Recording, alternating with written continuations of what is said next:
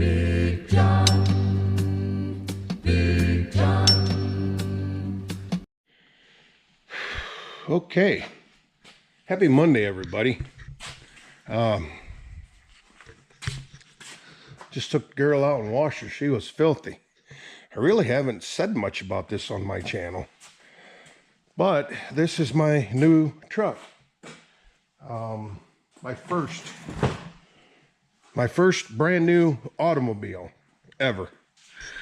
My '08, my other blue truck with the silver stripe down the side, I bought that used. It was 13 months old, or it's 11 months old and had 13,000 miles on it, 14,000 miles on it. But this one, it had 62 miles on it when I bought it, and I put 40 miles on it when I test drove it. So in May, my truck had been down basically all winter with electrical, all spring anyway, with electrical issues inside the cab somewhere. And we had already booked a trip to Sturgis, and my red 1-ton Clifford, that went down. I don't know if it blew the radiator or what, but that went down. And like I said, we were going to Sturgis, so I pulled the trigger and bought me a new vehicle. Like I said, I was 60 at the time, and it's my first brand new vehicle. So what we have here is a 2024 leftover F350 Lariat, and it is, I hope the camera shows it, but it is really dark blue. It almost looks black. It is 4-wheel drive. It has the 6.7 Power Stroke. The only thing is, no cab lights. Funny story, I was dealing with another truck in Huron. I bought this one in Findlay. I was dealing with another truck in Huron at the Ford dealer there. That was a 25. It was the same exact thing, long bed, because I will always have a long bed truck. It was a King Ranch. Cab lights, saddle leather, and I really love the interior in them King Ranches. I'm not a rancher, I'm just a farmer, but those King Ranch interiors are really, really nice. But it was middle of May, and we didn't have any crops in the ground yet, so I didn't want to spend the extra $10,000 to upgrade to that King Ranch. So anyway, this is it. She's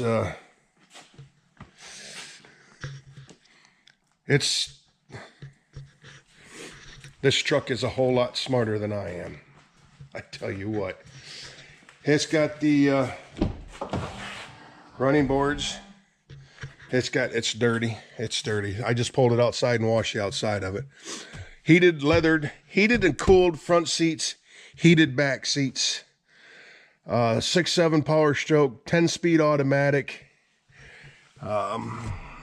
Premium sound. It's got the B&O sound system in it, navigation, the whole 9 yards. It's got plugs and cup holders and cubbies and everything everywhere. Whole lot of room in the back seat. There's storage under there. I've got hitches and tow ropes and shackles and everything else, and the center seat folds down for a cup holder, armrest, and you can tell the dogs have been in here. It takes the diesel extortion fluid, aka government juice. Like I said, 8-foot bed. I had to buy, well, I didn't have to, but I bought the hitches for it because it has the system in it from Ford under the bed. So I didn't want to put rails in a bed that already had that set up, so I bought new hitches, new gooseneck ball, which is in there, because I just pulled the gooseneck over to Woodville yesterday to cut wood, or Saturday. Took the excavator over there, helped Eric out, splitting some stuff with the split force. And so yeah, there's the pressure washer. It's a It's a dandy. It's a hot water washer with flat tires. I want to put wheelbarrow tires on that. But anyway, I've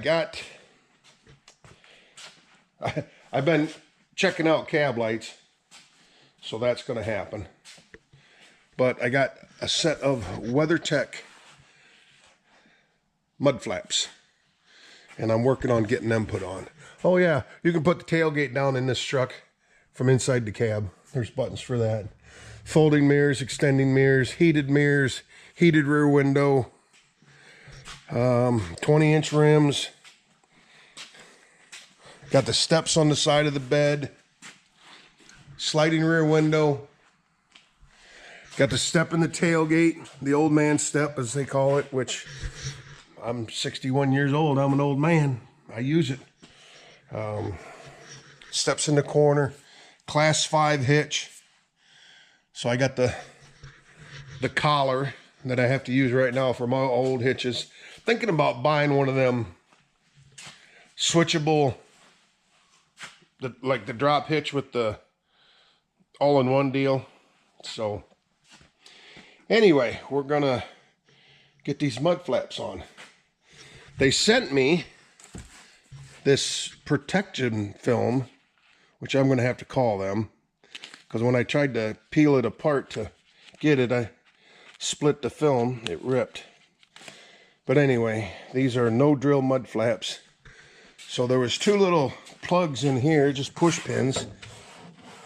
Well, I roughed them, getting them out. Let me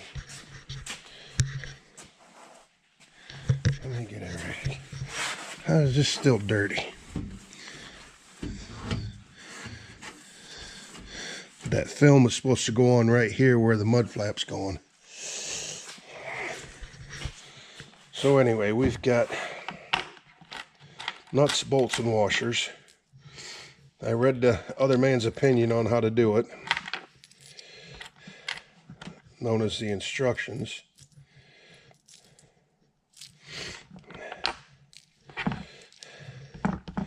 So where can I set you?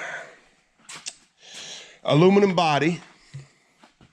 This truck weighs 8,100 with me, 8,100 with half a tank of fuel.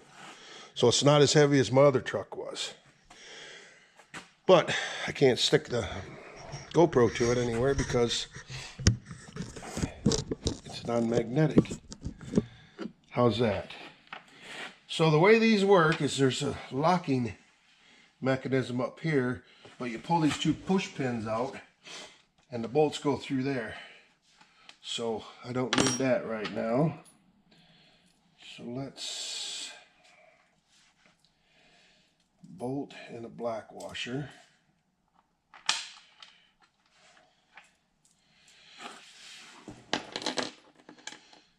Silver washer and a nut.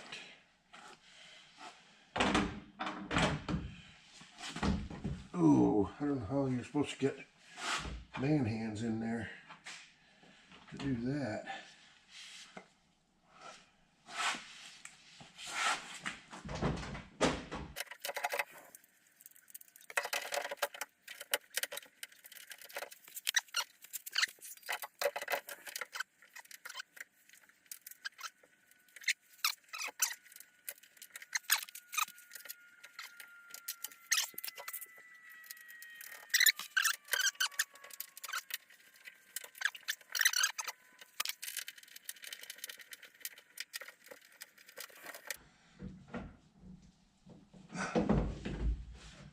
Okay.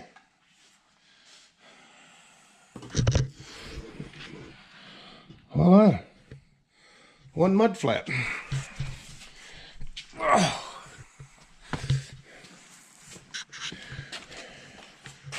Yeah, pretty much covers the tires. All right, good deal. Let's go get the other side put on the back. Then we'll open the box for the front and see what that involves. Okay. Driver's side done.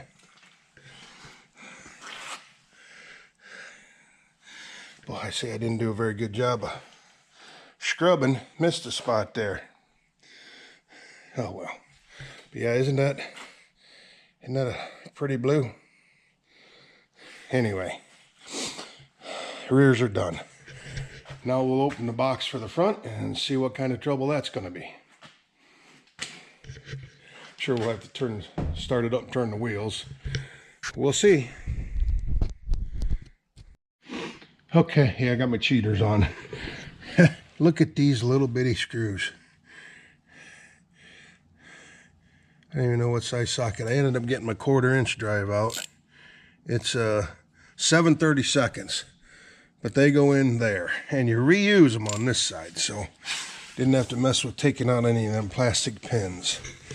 So I think I can close this, set you guys right there, move that out of the way. Can you see?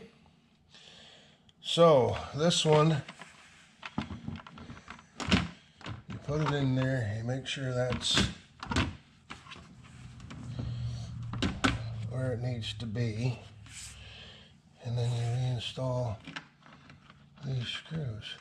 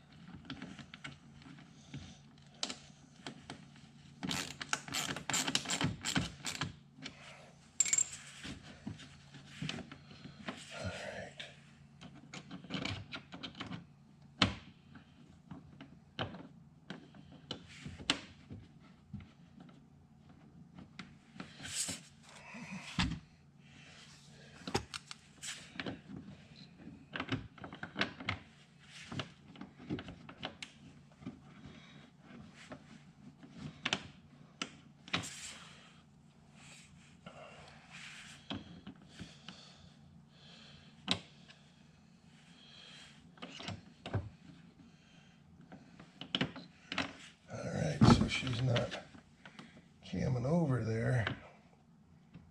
There we go.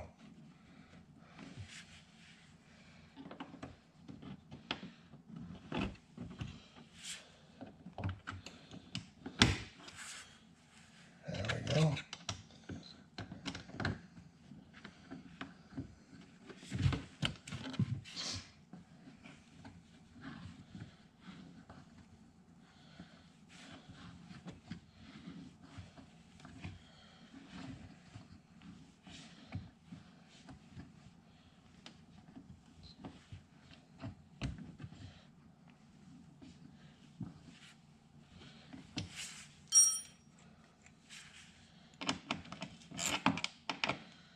These things are so small, I'm sure you'll know when they're tight.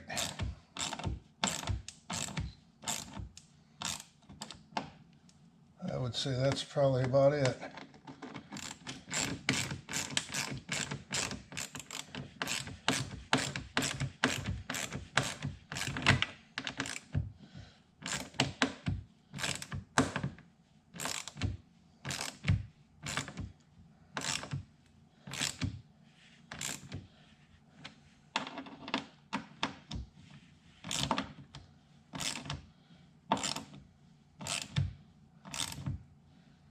Okay. All right. Pretty simple. Oh, you're stuck to my little socket box.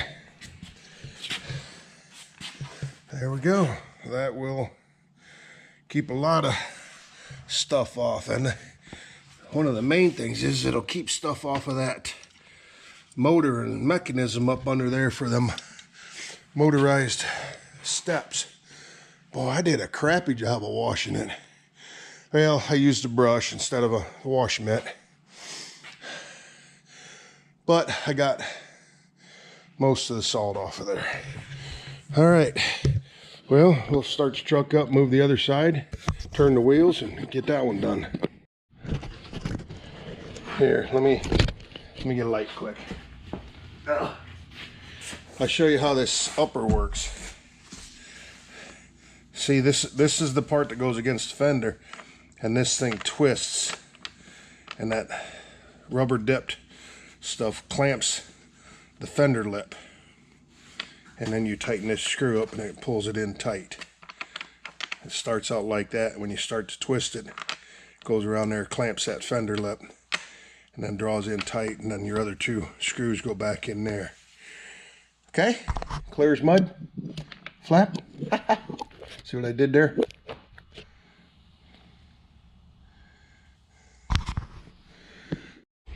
Okay, finished product. Looks pretty good. I got some belting. I got some real nice black belting.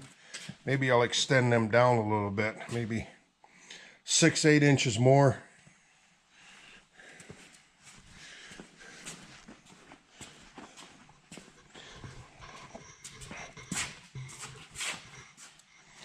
Yeah, they look good. Easy to put on. Hardest part about the whole thing was getting them plastic clips out of the back end here. Definitely need some length on those. Yeah. Then what do I need? The chrome ladies, or just the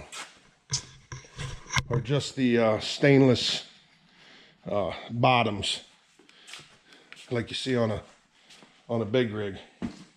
What do you think? Y'all know what I'm talking about, the trucker ladies, the chrome trucker ladies. I get a small set of those and put on there. Put my safety glasses back in, my cheaters back in here. So yeah, if you have any questions about the truck, ask me, leave me a comment, ask me. I'm getting, well, pulling the camper out west, it was 2,800 miles round trip, and I averaged about 10 miles a gallon. It's got 331 gears in the axles, and I was kind of worried about that. But it has a towing package. It has a snowplow package on it too, snowplow prep package, and the towing package. With the 10-speed automatic, you don't even realize it's 331 gears. Pulling that big camper of ours with 3 motorcycles in the back of it, probably overloaded. Cruise set at 70 miles an hour. You get out west there and you hit a hill, and it would go down to about 68 miles an hour. Then it would kick down to 8th gear. It don't kick to 9th. It just kicks right to 8th gear, right back to 70 miles an hour. Up steepest grades we seen going out there. Now, we weren't in the mountains. We were in the hills. Mountains would probably drag it down a little more, but I don't know. But fantastic power. Pulls good. Drives amazing. It's quiet.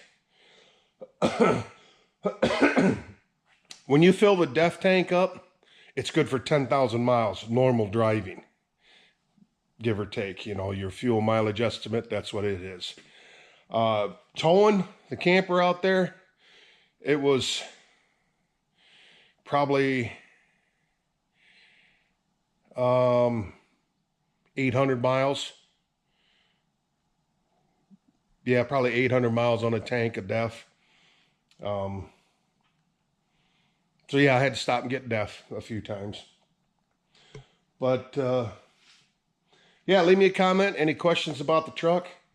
Or leave me a comment about the mud flaps. If I put some extensions on there, do I get the chrome ladies, the trucker ladies, or do I get just the stainless steel bottoms?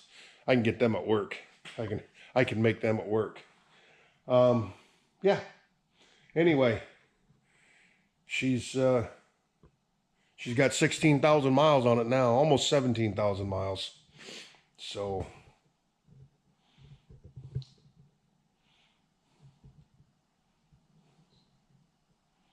yeah, empty, running back and forth to work, 20, 21, 22 miles a gallon. Running to Cleveland on the turnpike at 70, 75 mile an hour, getting 22, 24 miles a gallon.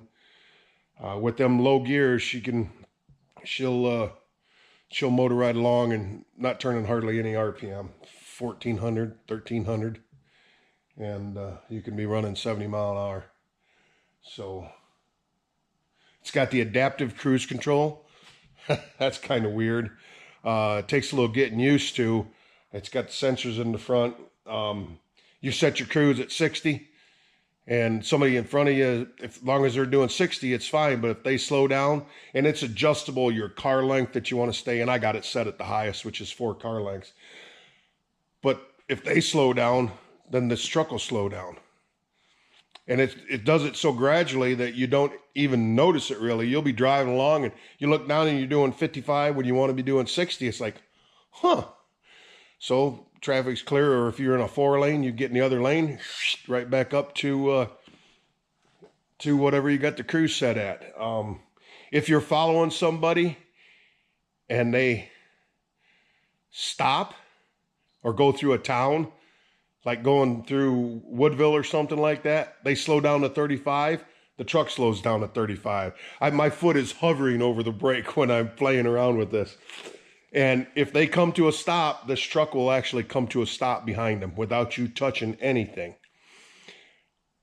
I only did that. I only let it do that. I've only let it do that once. And it said something on the dash. When they took off, I either had to touch the throttle. I think I had to touch the accelerator. And then the truck would take off and match their speed at 4 car lengths. And when they get out of town and speed up, it speeds up.